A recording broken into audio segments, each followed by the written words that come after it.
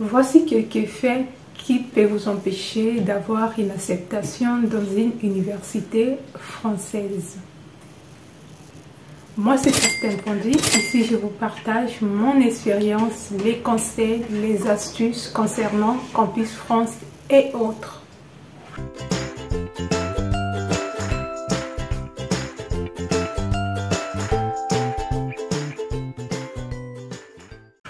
Comme je disais, il y a certaines erreurs ou causes ou effets qui peuvent vous empêcher d'avoir une acceptation quand vous remplissez votre panier de formation.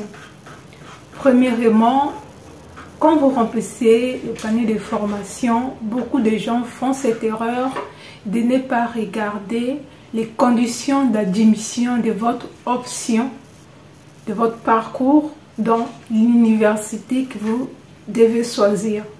Quand vous choisissez une formation, une université, il est toujours nécessaire d'aller regarder les conditions d'admission, les objectifs de la formation, et aussi les prérequis, parce que beaucoup de gens ne comprennent pas quelle est l'importance de ces éléments-là. Ça va vous permettre aussi de bien rédiger votre projet professionnel, votre lettre de motivation. Ça va vous donner beaucoup d'idées. Deuxièmement, certaines personnes, quand vous remplissez le panier de formation ou quand vous faites les choix, surtout pour les gens qui sont déjà dans les facultés ailleurs, hors de la France, si tu es déjà en L1 ou L2, peu importe le niveau, tu as l'obligation de choisir seulement une seule niveau. Tu ne peux pas postuler, par exemple, sur les choix que tu vas faire sur Campus France, si c'est 4 choix, que tu as le droit de remplir 4 choix, et toi tu vas faire une choix en première année, par exemple biologie, et une autre choix dans une autre école, tu vas prendre deuxième année. Ça prouve tout simplement que tu n'as pas confiance en toi et que tu ne sais pas ce que tu es en train de faire, ou tu n'as pas des objectifs à long terme, où tu ne sais pas quel est ton projet professionnel à long terme, qu'est-ce que tu veux devenir. Donc, il est vraiment important de faire le choix des niveaux définitifs. Si vous avez 4 choix, postulez dans tous les 4 choix, même niveau. Si vous allez prendre L1, c'est juste le L1. Si vous allez prendre le L2, vous devez juste mentionner le L2.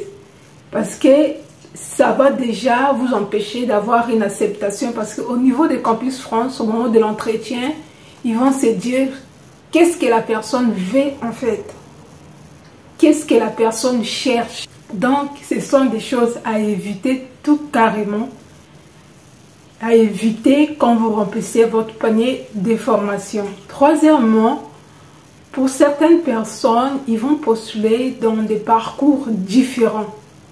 Par exemple, tu vas aller prendre une licence en chimie. Dans un autre établissement, tu prends une licence, je sais pas, en géologie. Ça n'a pas de même lien.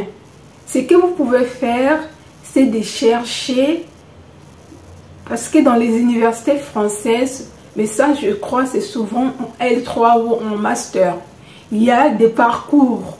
Dans un même parcours, vous pouvez avoir 3 options. 3 options. Donc, ça veut dire que vous avez des matières en commun avec les autres options. Donc, c'est à vous de voir, par exemple, les gens qui font gestion et finance, vous pouvez postuler audit, contrôle de gestion, finance ou banque. Ça veut dire tout ça c'est dans le même parcours finance. Et si vous devez postuler dans un autre établissement, essayez de regarder les options communes dans le parcours, dans votre parcours. Pour des gens qui font par exemple les sciences sociales, donc l'économie, dans l'économie il y a beaucoup de débouchés, il y a beaucoup de parcours. Donc vous pouvez prendre économie, je ne sais pas, développement durable, économie, je ne sais pas, finance, économie. Donc il y a plusieurs débouchés. Donc c'est à vous de choisir des options qui vont en lien avec votre formation de base, et de regarder les fondements de chaque parcours. C'est très important, les matières fondamentales. C'est parmi les matières fondamentales qui va vous permettre de faire vos choix, de choisir vos options. Parce que si vous prenez par exemple une personne qui fait projet, par exemple dans une faculté économie, et une personne qui fait finance, ce n'est pas le même parcours. Les parcours sont différents. Donc, faites vraiment cette différence quand vous remplissez votre panier de formation. Ça va vous éviter d'avoir le refus ou d'avoir le refus du visa, parce que vous pouvez avoir l'acceptation et arriver au moment de déposer votre dossier à l'ambassade, ils vont regarder si votre formation est cohérente, si vous venez vraiment pour étudier. En dehors de ça aussi, pour certaines personnes, vous allez choisir peut-être des parcours qui n'ont rien à voir à votre formation de base. Ça, c'est quelque chose qui peut clouer beaucoup de gens. Et des gens qui sont peut-être en L3, vous êtes en L3, en et en cours, par exemple, je suis en train de faire Campus France 2024 pour venir fréquenter pour l'année 2025. Et quand tu remplis le panier de formation, tu postules peut-être en L2, c'est faisable. Ça, c'est bien, c'est faisable. Ça, c'est faisable surtout pour des gens qui sont en L3, master. Mais tu ne peux pas revenir à la licence. Tu peux reculer d'un pas.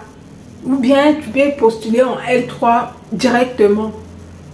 Parce que quand tu vas finir peut-être ton parcours, l'année académique, et quand tu vas finaliser remplir les paniers de formation, au moment de déposer, avant d'aller à l'ambassade, tu dois ramener tes bulletins pour prouver que bel et bien que tu as passé à la classe supérieure ou pas. Et c'est à eux de juger si tu vas toujours être dans le même... parce que si tu n'obtiens pas la licence, tu ne peux pas venir faire... Bon, tu peux venir répondre la licence, ça c'est faisable. Tu peux venir répondre la licence.